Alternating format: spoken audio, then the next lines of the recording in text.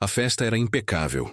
Tapete grosso, luz dourada, garçons com luvas brancas e taças de cristal circulando entre empresários que pareciam não tocar o chão. Todo mundo falava sobre um único assunto: o anúncio do contrato de 500 milhões de reais que mudaria o cenário da engenharia sustentável no país. Mas ninguém sabia quem era a mulher por trás da negociação. Quando Luana Martins entrou no salão do Terraço Olinda, em Recife, nada nela chamava a atenção demais. E isso foi o primeiro erro das pessoas ali. Vestido preto sem brilho, coque simples, sem joias. Elegante, mas invisível aos olhos de quem só enxerga status quando ele brilha. Ela andava devagar, observando. Já tinha sido barrada 2 vezes antes de conseguir entrar, mesmo com o nome na lista. No olhar dos seguranças, ela não parecia da diretoria. Lá dentro, a mesma energia. Um grupo de homens brancos de terno riam alto ao lado da mesa de queijos caros. Uma mulher num vestido verde-limão cochichou com a amiga ao ver Luana passando. Será que é do cerimonial? Está com cara de quem veio repor as flores. A amiga riu. Ou então veio acompanhar algum chefe. Ninguém perguntou o nome dela. Ninguém ofereceu um lugar. Só olharam, julgaram e decidiram que ela não merecia estar ali. E foi exatamente nesse clima que o gesto veio. Um executivo mais velho, visivelmente embriagado, tropeçou na vaidade e no preconceito ao esbarrar em Luana perto do bar. Desculpa aí, querida. O pessoal da limpeza não devia circular agora. Antes que ela respondesse, ele virou a taça de uísque no ombro dela, rindo. Pra refrescar. O silêncio que se seguiu foi mais alto que qualquer trilha sonora. Uísque escorrendo pela alça do vestido dela. Alguns convidados riram abafado. Outros filmaram. Luana não disse uma palavra. Apenas olhou para ele como quem enxerga além da arrogância. Respirou fundo. E saiu devagar. O que ninguém entendeu naquele momento é que a reação dela já era a primeira consequência. E que naquela noite, ela ainda mudaria o destino de todos ali, sem levantar a voz. No caminho até o estacionamento, Luana não enxergava as luzes dos postes, nem ouvia os carros passando na Avenida Boa Viagem. O uísque ainda escorria frio por dentro da manga do vestido. Seus dedos apertavam a pequena clutch preta com força suficiente para deixar marcas. Mas seu rosto, quem visse de fora, seguia calmo. Era o mesmo rosto que segurava reuniões com bilionários, que enfrentava conselhos administrativos compostos por homens que duvidavam da sua presença. A diferença é que ali, naquela noite, não era uma reunião. Era mais um ritual de exclusão. E dessa vez, diante de todos. Ela entrou no carro sozinha. Fechou a porta devagar. Ligou o motor, mas não saiu. Apenas pegou o celular. A tela iluminou o rosto dela, revelando a firmeza por trás dos olhos. Discou um número. Carla, me confirma. O contrato está pronto? Sim, doutora Luana. Impressos, lacrados, conforme o jurídico pediu. Ótimo. Não entrega. Não leva pro evento. Perdão. Eles ainda não sabem quem é que vai assinar. Quero que continuem sem saber. Luana desligou. O ar-condicionado fazia o cheiro do uísque se espalhar pelo interior do carro, misturado ao perfume discreto que usava. Olhou para a própria imagem no retrovisor. Uma gota ainda escorria do cabelo para a clavícula. Respirou fundo. Não era a primeira vez que era subestimada. Mas naquela noite, algo dentro dela tinha cruzado um limite que ela não sabia que ainda existia. No salão, a festa seguia como se nada tivesse acontecido. O executivo que derramou o uísque, Milton Vasconcelos, CEO da Arco Engenharia, brindava com outros homens que riam das próprias piadas. Falei que esse tipo de evento agora parece rodoviária. Entra qualquer um. Eles não sabiam que estavam rindo da mulher que detinha o poder de decidir o futuro deles nas próximas 24 horas. O contrato, avaliado em 500 milhões de reais, era entre a multinacional Verde Viva Sustentabilidade, presidida por Luana, e um consórcio formado por 5 empresas brasileiras. A Arco era a maior entre elas, mas o conselho havia dado carta branca para Luana negociar sozinha, com discrição. Ela era conhecida por sua inteligência estratégica, discrição absoluta e um talento específico, saber observar em silêncio antes de agir. Naquela noite, Ela viu tudo o que precisava. Às 6h da manhã do dia seguinte, Luana já estava no escritório. Vestia calça de alfaiataria preta e camisa cinza escura. O cabelo preso, sem marcas do uísque nem do episódio da noite anterior. A assistente dela entrou com um café e um tablet. Carla, eu quero uma análise completa do histórico de condutas das 5 empresas do consórcio. Questões de assédio, processos trabalhistas, falas públicas dos executivos. Tudo bem? Tem alguma coisa urgente? Tem. Quero saber quem está preparado para ser deixado de fora. Carla entendeu. Sabia quando a chefe falava com aquele tom. Ao meio-dia, o grupo do consórcio já estava reunido no salão de conferências da sede da Verde Viva, esperando a entrada da tal presidente, que até então poucos conheciam de fato. Muitos ainda acreditavam que era um nome apenas formal, que o verdadeiro comando viria de um dos sócios fundadores estrangeiros. Milton Vasconcelos estava lá, de terno claro, um sorriso estudado e o mesmo ar de superioridade do dia anterior. Cutucou o parceiro ao lado e comentou: aposto que a presidente nem aparece. Deve mandar um jurídico qualquer para assinar. Quando Luana entrou na sala, todos se viraram. O silêncio que caiu foi pesado. O mesmo vestido preto do evento? Não. Agora era outro cenário. Agora ela vestia comando. Ela parou diante da mesa principal, abriu a pasta com os documentos e disse apenas: bom dia. Eu sou Luana Martins, presidente da Verde Viva. E antes de discutirmos qualquer contrato, há algo que precisa ser esclarecido. Alguns se ajeitaram nas cadeiras. Milton congelou, a cor sumindo do rosto. Ela sabia. Ontem, durante o evento da Arco Engenharia, foi publicamente agredida com um copo de uísque, tratada como funcionária subalterna, ridicularizada na frente de dezenas de convidados. Isso antes mesmo de alguém perguntar meu nome. Ela pausou, olhou nos olhos de cada um. Eu observo mais do que falo. E ontem eu observei o suficiente. Carla entrou na sala e distribuiu um novo documento. Todos pegaram suas cópias. Essa é a nova versão do contrato. A Arco Engenharia está oficialmente excluída do consórcio. Milton se levantou. A senhora não pode fazer isso. Isso vai quebrar nossos cronogramas, a estrutura da proposta. Posso e fiz. E para garantir a solidez do projeto, substituímos a Arco por uma empresa do mesmo setor com histórico de compliance exemplar e atuação social ativa. Ele tentou se aproximar da mesa. Isso é pessoal, é vingança. Luana manteve o tom firme. Não, Sr. Milton. Isso é institucional. O que o senhor demonstrou ontem é que não tem preparo para estar ao lado de uma empresa com os princípios que sustentam a Verde Viva. E já que o senhor gosta de público, saiba que essa decisão será pública também. Ela olhou para Carla, que ativou o telão. O vídeo da festa. O exato momento do uísque. Os risos, o desprezo, as falas ofensivas, a reação silenciosa de Luana. A imprensa já tinha recebido. Era questão de minutos até explodir. Milton tentou argumentar, mas ninguém mais escutava. Os outros executivos se afastaram dele, percebendo o impacto que aquilo teria. Se continuar aqui, Sr. Vasconcelos, chamo a segurança. Essa é uma reunião estratégica. Ele saiu. O som das portas batendo foi o último ruído antes de Luana sentar-se à mesa. Alguém mais tem dúvidas sobre quem comanda esse acordo? Ninguém respondeu. Por que não restava dúvida? A notícia correu mais rápido do que qualquer comunicado oficial. Antes que Luana encerrasse a reunião, os primeiros portais de notícia já tinham publicado a manchete. Executivo da Arco derrama uísque em CEO de empresa bilionária sem saber quem ela era. Contrato de 500 milhões cancelado. Em menos de uma hora, o nome de Luana Martins estava entre os assuntos mais comentados do país. Não porque ela exigiu holofotes, mas porque agiu quando todos esperavam silêncio. Do lado de fora do prédio da Verde Viva, câmeras começaram a se acumular. Equipes de jornal aguardavam qualquer imagem, qualquer declaração. Luana, no entanto, não saiu pela entrada principal. Ela nunca saía. Dentro da empresa, a movimentação era ágil.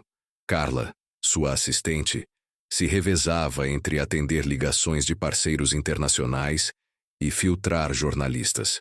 O telefone não parava de tocar. Algumas empresas queriam saber se o contrato ainda existia. Outras, mais discretas, queriam saber como participar da nova proposta.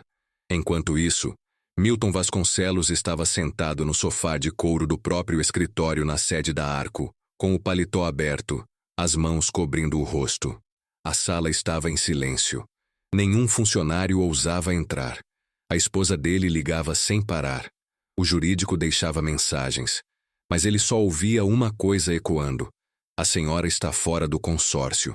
No grupo interno da Arco, os funcionários trocavam mensagens frenéticas. Alguém compartilhou o vídeo do uísque. Alguém disse que uma reunião de emergência estava sendo marcada. Outro funcionário do setor financeiro publicou um print mostrando que as ações da Arco já estavam começando a cair. Um dos estagiários escreveu apenas: ele destruiu a empresa em 30 segundos. No escritório de Luana, ela ainda permanecia concentrada. Revisava cláusulas de transição, ajustava documentos e negociava com a nova empresa que assumiria o lugar da Arco. Era uma construtora menor, mas com histórico limpo e diretores que tratavam qualquer funcionário pelo nome, independentemente do cargo. Quando o CEO dela entrou na sala de videoconferência, foi o primeiro a dizer: Doutora Luana, antes de qualquer coisa, obrigado por essa oportunidade. A senhora não imagina o quanto isso significa para nós. Ela olhou direto na câmera. Imagino sim. Por isso estou aqui. Horas depois, a nova formação do consórcio foi publicada oficialmente. E o impacto disso não foi só financeiro. Teve gente que perdeu o contrato. Teve gente que perdeu a pose. E teve gente que finalmente entendeu que uma mulher negra pode estar no topo, mesmo que você insista em não enxergar. Na manhã seguinte, a diretoria da Arco se reuniu às pressas. Os conselheiros estavam furiosos. Você tem noção do que fez? Gritou um deles, batendo com a mão na mesa. Não foi de propósito, respondeu Milton abatido. Foi pior. Foi instintivo. É isso que te condena. A pressão crescia. Alguns acionistas começaram a pedir a renúncia imediata do CEO.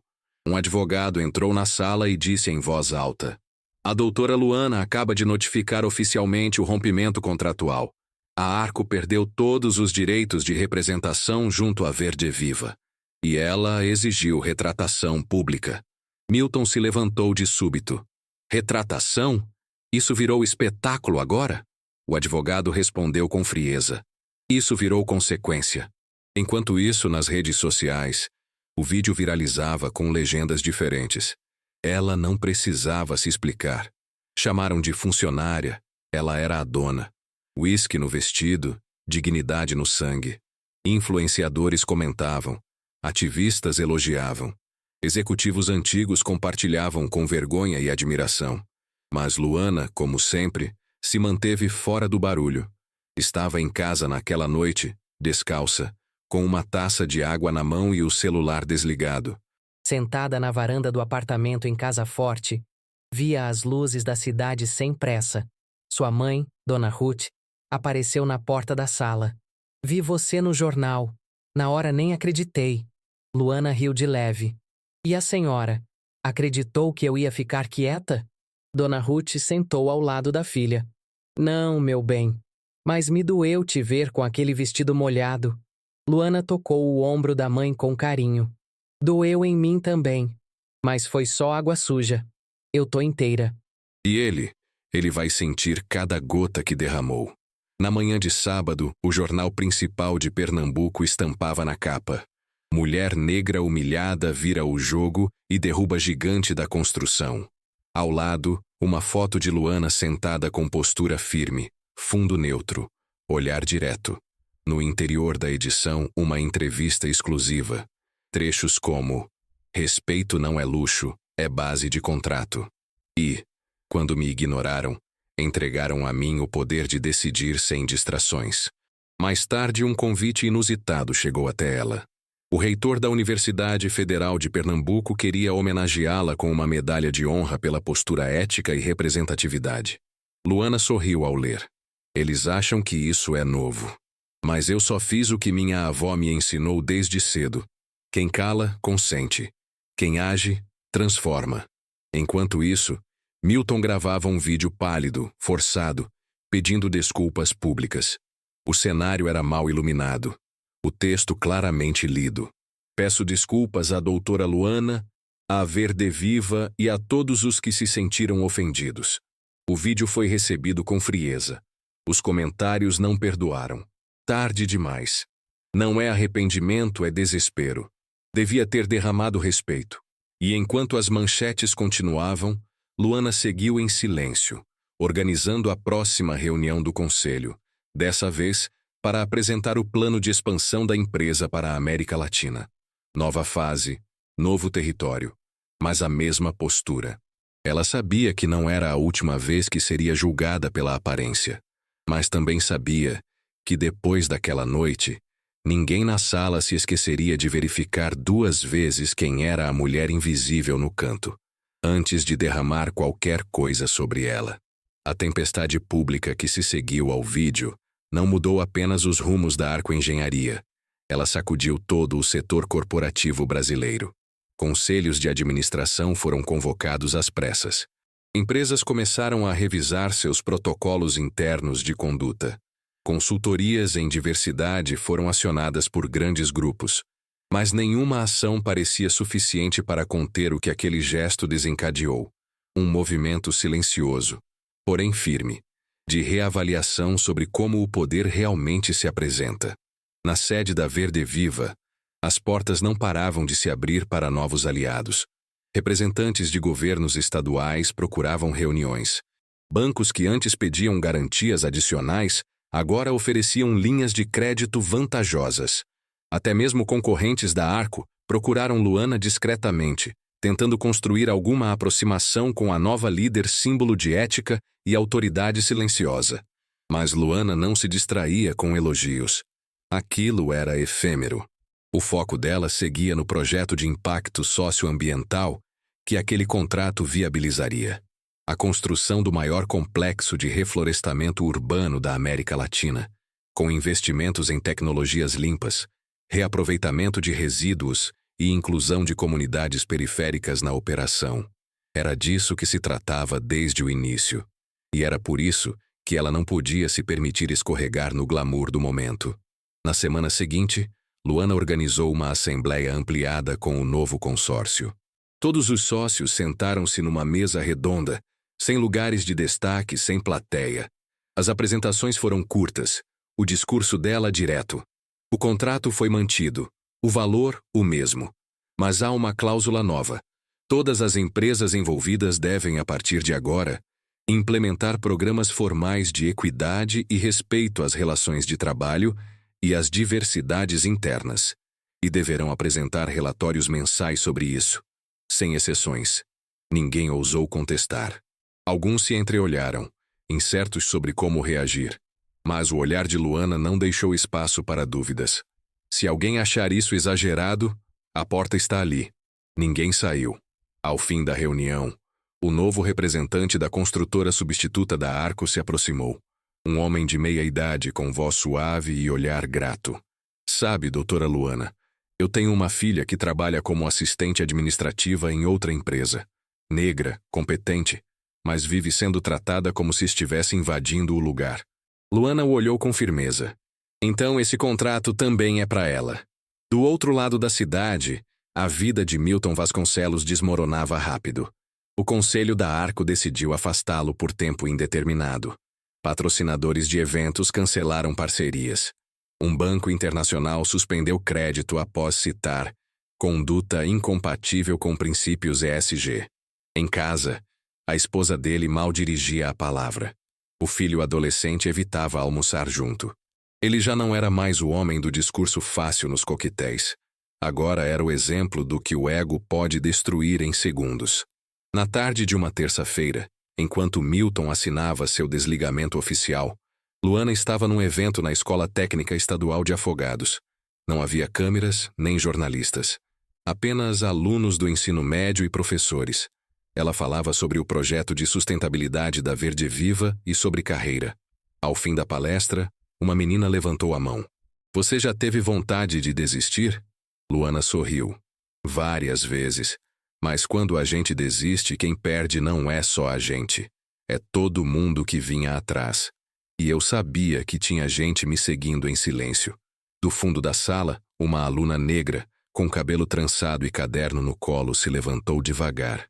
Eu vi o vídeo. Vi o que fizeram com você. Eu pensei em desistir da faculdade porque achava que o mundo não era para mim. Mas agora eu tô aqui.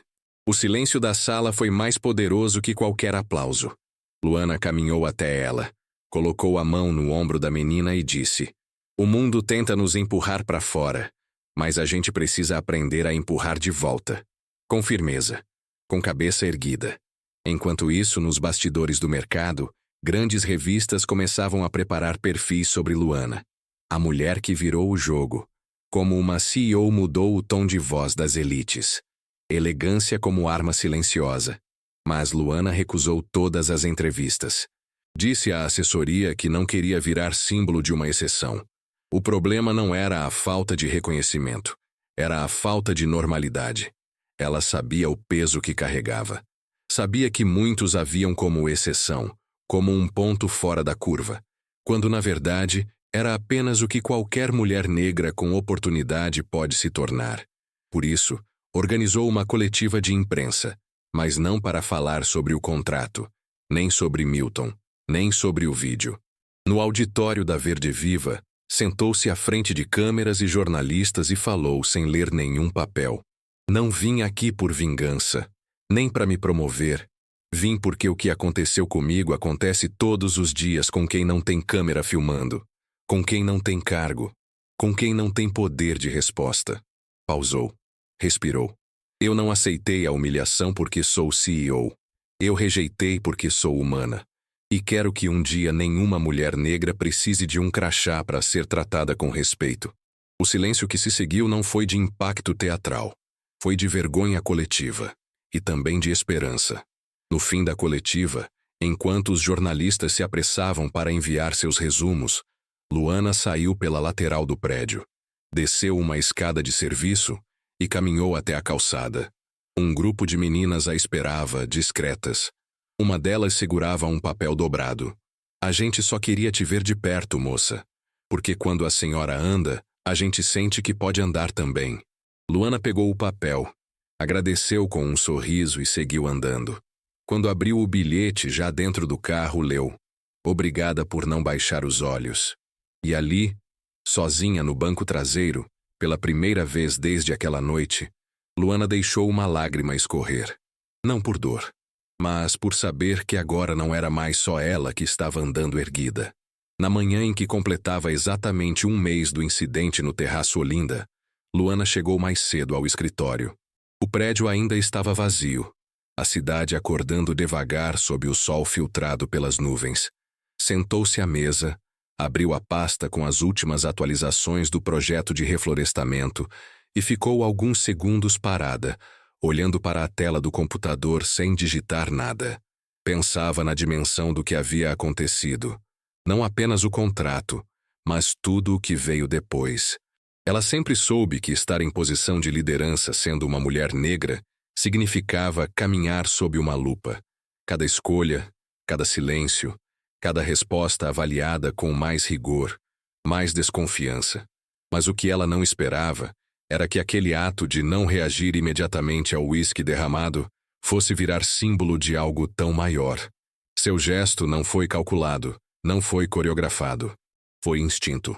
O instinto de quem já entendeu que algumas batalhas se vencem não na hora da agressão, mas na hora da decisão. A notificação da última etapa do contrato chegou por e-mail. A assinatura final do complexo de reflorestamento estava marcada para dali a 3 dias. Todos os parceiros já tinham validado seus termos.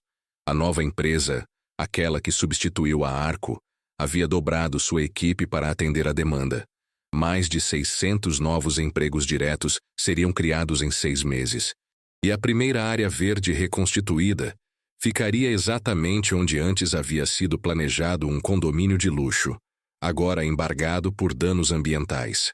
Ironias que a vida organiza em silêncio. Luana fechou o notebook, pegou a chave do carro e saiu. Mais tarde, Dirigia por ruas menos conhecidas do Recife, na zona norte da cidade, até estacionar numa pracinha entre duas escolas públicas. Um grupo de jovens jogava futebol de chinelo. Uma senhora vendia cocadas numa barraquinha. Luana caminhou até o meio da praça e sentou-se num banco sob a sombra de uma mangueira antiga. Ali, anos atrás, sua mãe a levava aos domingos. Ali, ela fazia os primeiros exercícios de matemática no caderno azul. Ali, ela prometeu, ainda criança, que se um dia tivesse poder, usaria para abrir caminho. Um garoto de cerca de 8 anos passou correndo, a camisa com o número 10 nas costas e o rosto brilhando de suor. Parou de repente ao reconhecer Luana. Aproximou-se tímido. "A senhora é a moça do vídeo?" Ela assentiu sorrindo. "Sou." Ele olhou para o chão, chutou uma pedrinha. "Meu irmão disse que a senhora mandou embora um homem que foi malcriado." Foi mais ou menos isso. "Ele disse que a senhora é tipo uma chefe que ninguém esperava." Luana sorriu de novo. "Pode ser. Mas tem muita gente como eu por aí. Só falta darem espaço."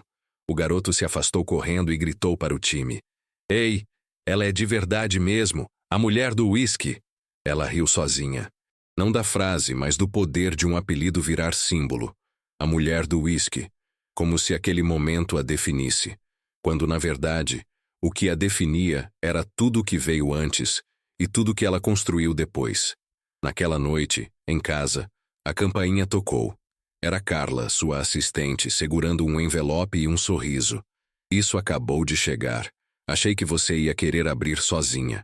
Dentro do envelope, havia apenas um documento. O título dizia: Medalha Honra Pernambuco ao Mérito Social e Ético Empresarial. No rodapé, um convite para uma cerimônia discreta no Palácio do Campo das Princesas. Luana segurou o papel por um tempo. Depois o guardou na gaveta. Sabia que o gesto era bonito, mas ainda mais bonito era saber que outras mulheres, outras meninas, estavam escrevendo seus próprios papéis agora, com mais coragem, porque alguém foi vista, porque alguém agiu. Do outro lado da cidade, na mesma hora, um grupo de executivos reunia-se num jantar formal.